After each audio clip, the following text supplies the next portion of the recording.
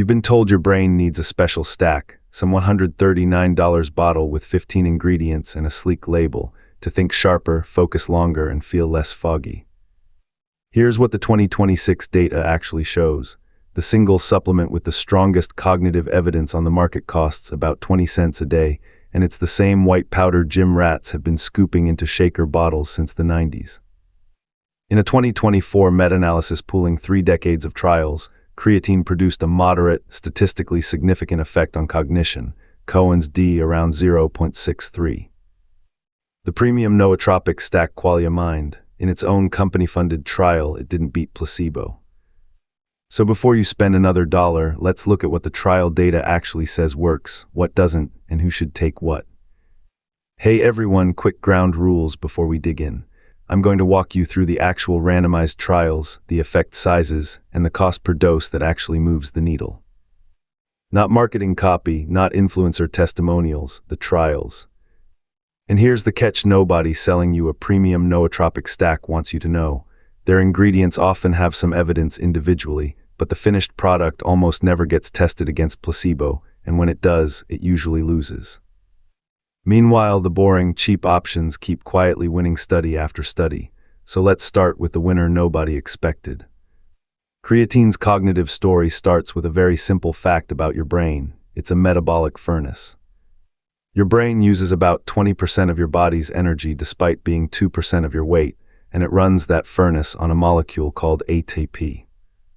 Creatine acts like a rechargeable battery for ATP. It's the reason your muscles can sprint, and it turns out, it's part of how your brain handles hard cognitive work too. Here's the twist: your body makes some creatine on its own, and you get more from red meat and fish. But if you're vegetarian, vegan, sleep-deprived, older, or perimenopausal, your baseline creatine stores are lower, and that's exactly where the cognitive benefits show up biggest. This is not a supplement that turns a well-rested 25-year-old omnivore into a genius. It's a supplement that closes a deficit, and a lot more of us are running that deficit than we realize. Let's get specific. The SU 2024 meta-analysis, corrected in 2025, pulled together randomized controlled trials from 1993 to 2024. Pooled effect on cognition, Cohen's d around 0.63, 95% confidence interval 0.35 to 0.91, p less than 0.001. In plain English, that's a moderate, real, statistically robust effect. A published commentary flagged a statistical error that probably inflates the precision, so the true effect is likely somewhat smaller, but still real. The attention-specific sub-analysis was non-significant, so this isn't a stimulant. Think of it more as protecting cognition under load. Then there's Ray 2003, published in Proceedings of the Royal Society B45 Vegetarians, 5 grams of creatine per day for 6 weeks. Result: significant improvements in working memory, the backwards digit span test, and fluid intelligence on Raven's progressive matrices. Those are some of the largest effect sizes in the entire cognitive enhancement literature. Then the 2024 sleep deprivation study in Nature Scientific Reports by Gordji-Nejad and colleagues. This one is wild. A single high dose of creatine, 0.35 grams per kilogram, given during a 24-hour sleep deprivation protocol, measurably improved processing speed and memory. An MRI spectroscopy showed the brain's phosphocreatine to ATP ratio actually changed by about 7 hours post-dose. That flips the old rule that creatine takes weeks to work. For sleep deprivation rescue specifically, one big dose does something. And in 2025, the CONCRET-MENOPA trial tested just 1,500 milligrams per day of creatine HCl in perimenopausal women. Reaction time improved, frontal lobe creatine on brain scans went up. It's a small trial, but it's opening a door nootropic marketers barely acknowledge exists. Here's where it gets uncomfortable for the industry. Qualia Mind, around $139 a bottle, roughly $6 and change per serving on refill. Their own published trial showed improvements in 6 cognitive categories. Sounds great, right? Read the fine print: not significantly better than placebo. The placebo group improved too. That's the entire ballgame in supplement science. You have to beat placebo, or you don't have a drug, you have an expectation. Alpha Brain, the on-it product Joe Rogan made famous, 2 company-linked studies, mixed results, and roughly 1 in 3 users report no effect at all. Mind Lab Pro at about $69 a month has some nice ingredients on paper, but the finished product placebo-controlled data is thin. And here's the sneaky problem across the whole category: sub-therapeutic doses. Bacopa, one of the more evidence-backed nootropic herbs, needs at least 600 milligrams a day to show working memory benefits, according to a 2026 network meta-analysis. Most premixed stacks contain 100 to 300 milligrams. You're paying premium prices for homeopathic doses of the ingredients that might actually work. And the racetams, piracetam, phenylpiracetam, noopept, the ones sold on gray market websites as European smart drugs. The meta-analysis in memory-impaired adults for piracetam showed no difference versus placebo. In healthy adults, there's almost no positive RCT evidence at all. Phenylpiracetam data is almost entirely from Russian clinical populations, and it's a WADA-banned substance for athletes. Let's put dollar figures on this. Nutricost creatine monohydrate, 500 grams, about $21.50. That's 100 servings, or roughly 21 cents per 5-gram dose. And raw material creatine prices are down around 30% year over year, so this is getting cheaper, not more expensive. Qualia Mind on refill, about $6.32 per serving. Mind Lab Pro, roughly $2.30 a day. Alpha Brain, similar. So we're looking at creatine being 20 to 40 times cheaper per dose, but cost per dose isn't the real question. Cost per effective dose is. Creatine has moderate, replicated, meta-analyzed effects on cognition. Premium stacks mostly don't beat placebo in their own trials. When one product works and one doesn't, the price gap gets infinite. You can't calculate cost per effect on something with no measurable effect. Quick, honest detour, because you'll hear about this, and I don't want to pretend it doesn't exist. Modafinil is the one prescription smart drug with real cognitive enhancement data in healthy adults. Meta-analyses by Battleday and Brem and Rapantes consistently show it improves executive function and complex attention. Interesting footnote, it can actually reduce divergent creative thinking in some tasks. But, and this is a big but, modafinil is Schedule IV in the US, prescription, only for narcolepsy and shift-work sleep disorder. It has real cardiovascular and psychiatric side effects. Off-label use without a prescription is illegal, and I'm not going to walk you through how to get it. If you have a legitimate sleep condition, talk to your doctor. Otherwise, this is not the shortcut people pretend it is on the internet. Here's the boring truth. The best supported nootropic combo in the peer-reviewed literature, outside of creatine, is caffeine plus L-theanine. The Camfield meta-analyses showed moderate effect sizes on alertness and attentional switching within 2 hours of dosing. 100 to 200 milligrams of caffeine paired with 100 to 200 milligrams of L-theanine. Cost, pennies. Combine that with 3 to 5 grams of creatine daily, and you have a stack backed by more human trials than every premium bottle on Amazon combined. Total daily cost, about 30 cents. That's it. That's the video, kind of. But stick with me because we still need to answer who should take what and how to actually use it.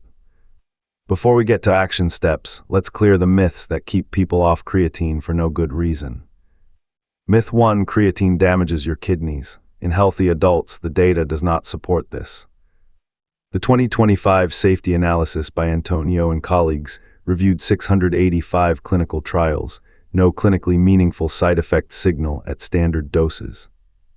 When creatine raises your creatinine on a blood test, that's a metabolic artifact, not damage. Your doctor should know this. If they don't, show them the ISSN position stand. Myth 2: creatine causes hair loss. This comes from one 2009 rugby study that showed a rise in DHT. It has never been replicated, and no randomized trial has ever documented actual hair loss from creatine. It's one data point in one small study, endlessly repeated online. Myth 3: you need a loading phase. You don't. 3 to 5 grams a day for about 4 weeks saturates your muscle and brain stores. Loading at 20 grams a day for a week just gets you there faster. Myth 4: creatine is only for lifters. The cognitive benefits are documented completely independently of exercise, especially in vegetarians, older adults, sleep-deprived people, and perimenopausal women. And one important caveat: if you have kidney disease or you're on nephrotoxic medications like certain NSAIDs at high doses or specific diuretics, talk to your doctor before starting. That's not a legal disclaimer, that's actual advice. And Bacopa, if you're considering it separately, can interact with thyroid medication, so same rule.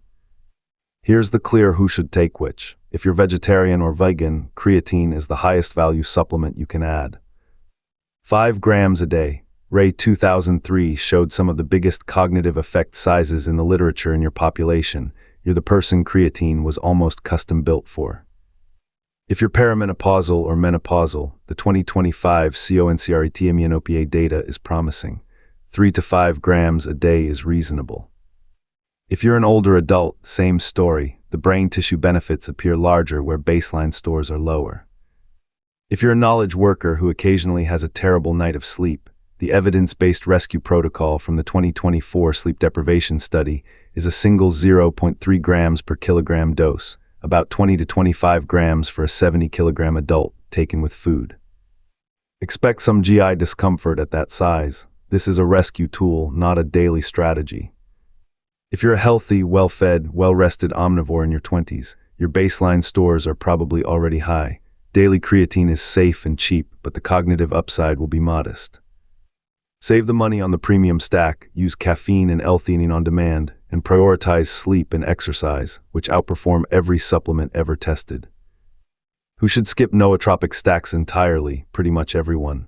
Racetams, noopept, phenylpiracetam, weak human data, gray market status. Alpha Brain, Qualia Mind, Mind Lab Pro didn't beat placebo, or the data is too thin to justify the price. If you want to spend $80 a month on something for your brain, spend it on a good pair of running shoes and a blackout curtain. Practical execution. Buy creatine monohydrate, not HCl, not buffered, not micronized plus magnesium nano anything. Monohydrate has 30 years of trials behind it, and it's the cheapest form. Look for third-party testing or the creepier designation on the label if you want extra assurance. NutriCost, Optimum Nutrition, bulk supplements, Thorne, any of these work. Take 3 to 5 grams a day. It doesn't matter what time. It doesn't matter if you take it with food or on an empty stomach. It doesn't matter if you cycle off. Consistency is what saturates brain tissue. Give it 4 weeks before you judge whether it's doing anything, because the cognitive effects track with tissue saturation, not with your mood on day 3.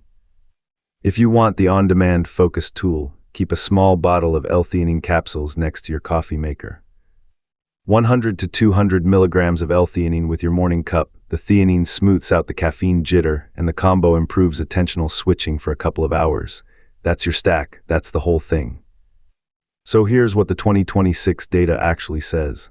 Creatine is the most evidence-backed cognitive supplement on the market, and it costs about 20 cents a day. Premium nootropic stacks are largely a story of good ingredients at bad doses in products that don't beat placebo. The best on-demand combo is caffeine plus L-theanine, and it costs pennies. Modafinil works, but it's a prescription drug with real risks. And the biggest cognitive gains from creatine go to the people the marketing rarely talks to: vegetarians, perimenopausal women, older adults, and the sleep-deprived. If this reframed how you think about the nootropic aisle, subscribe so the next evidence-first breakdown finds you. Drop a comment with what supplement you want me to run through the trial data next. I read them all. Take care of your brain, be a little skeptical of anything that costs $139, and I'll see you in the next one.